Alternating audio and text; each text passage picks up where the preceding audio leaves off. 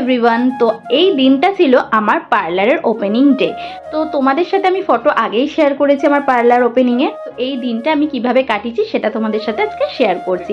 তো আমি সকালবেলা একটা পুজো রেখেছিলাম, নারায়ণ পুজো আর গণেশ পুজো।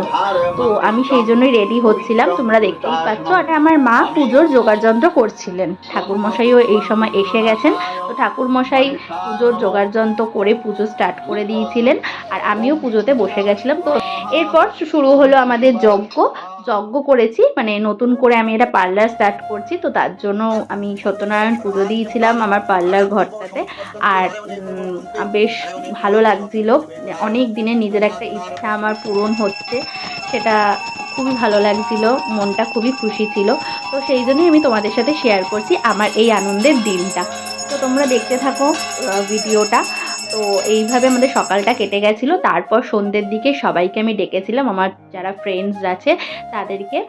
তো তারা সবাই এসেছিলো, আমরা বেশ মজা করছিলাম, এনজয় করছিলাম। তার সাথে সাথে একজন কাস্টমারও আমার হয়ে গেছিলো প্রথম দিনকেই।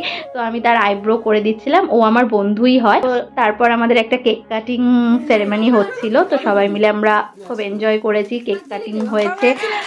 বেশ বেশ খুব ভালো করে কেটেছে দিনটা আমার। আশা করি সবাই খুব এনজয় করেছে, যারা এসেছিল তাদেরও খুব ভালো লেগেছে। আর প্রত্যেকে আমার পার্লারের খুব প্রশংসা করেছে, সবার খুব ভালো লেগেছে।